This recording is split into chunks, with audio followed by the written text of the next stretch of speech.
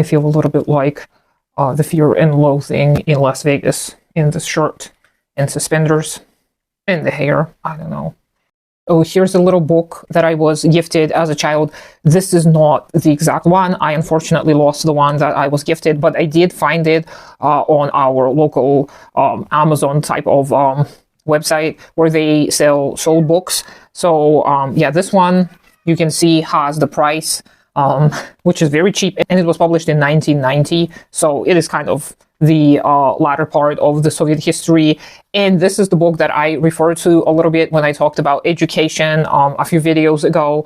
I learned so much as a child about the history of pedagogy, the history of psychology in the Soviet Union. The woman who wrote this book, she was a teacher herself. Her mother was a teacher as well, so she worked in the Soviet Union. And this is a work of fiction generally, but it is written very interestingly. It has a story of some school children, but it is laced with her own reflections on the pedagogy, on being a teacher and the teachers of the past that she was inspired by or she learned about as she was becoming a teacher herself in the Soviet Union. So I am so grateful that I had books like this growing up. I had plenty. Many of my relatives would gift me books. This was a very common occurrence. And there was even a saying, the best gift is a book, which of course later on we started using kind of ironically to say that, oh, nobody wants books. Actually, everybody wants toys and artificial stuff. Nobody wants to read anymore. But I grew up loving books, and I really appreciated that the adults in my life considered my interests, and they would oftentimes gift me something to also try and expand my horizons. But delving a little bit deeper into the questions of pedagogy, since I do have quite some experience in this regard, I can share a little bit more about family. And I think I touched upon this before some time ago when I talked about family and how Engels in The Origins of Family, Private Property and the State kind of covers the basics. And then I also recommended Alexandra Kolantai's essay on love, which I still do recommend. I think it's a great short read to kind of just have a cursory glance at the history of family and marriage and relationships among people.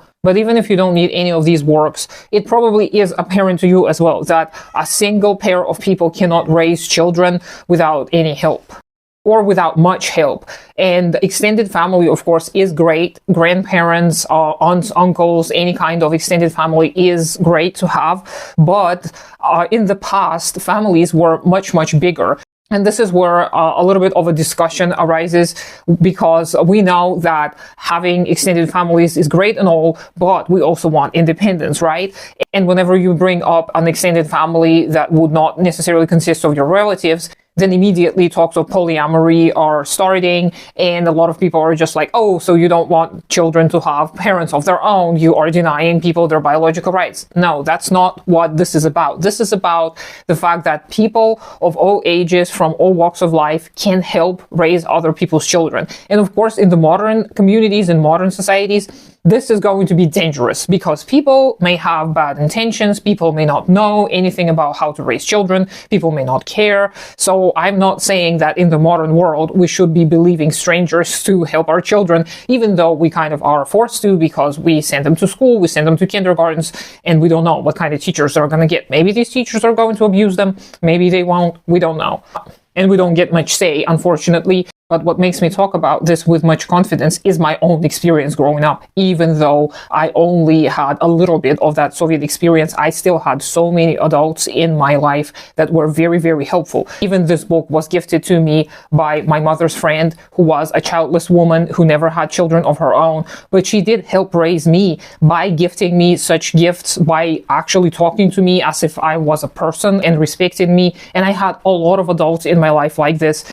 And of course, when I started going to school, it was a little bit of a mixed bag. Some of the teachers I had were not the best people, but many of them still were. So I had this experience growing up, exposed to all kinds of different adult perspectives and being treated respectfully as well.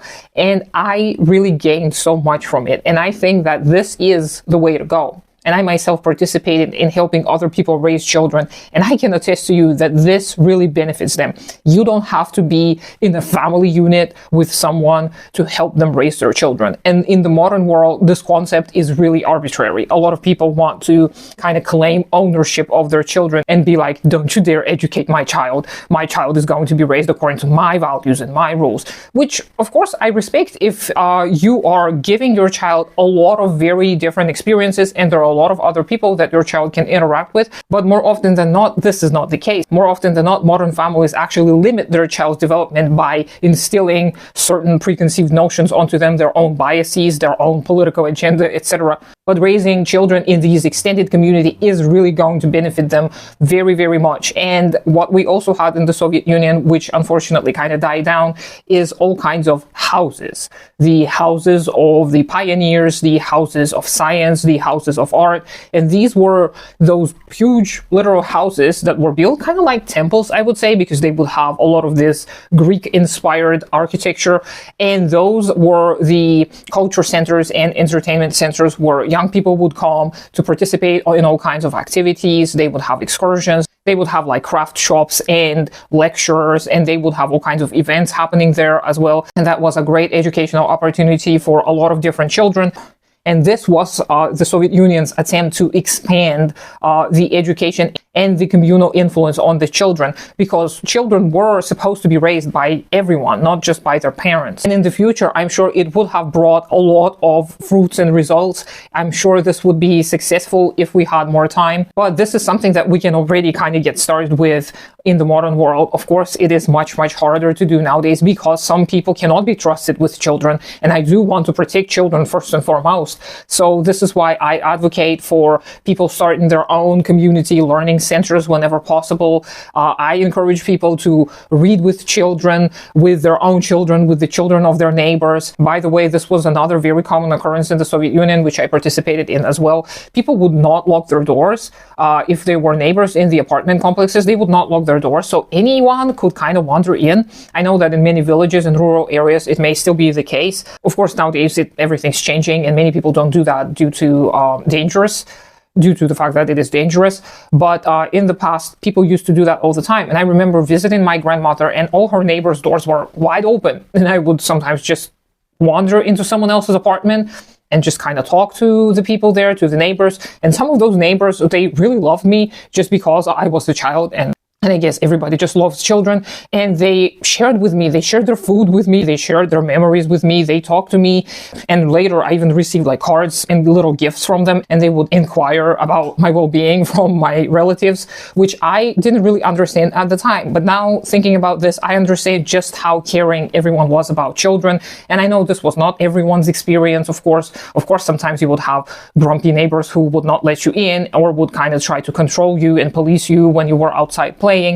And this is inevitable, and this is fine for a child to adjust to different types of circumstances and different types of adults. It is necessary for their development. So I do advocate in the modern times for community learning centers for everyone. And my memory card is full, so if you want me to talk more about this, let me know. I hope you have a great day today. Consider supporting me on Patreon. Do take care of yourself and your community first, and I'll talk to you sometime later.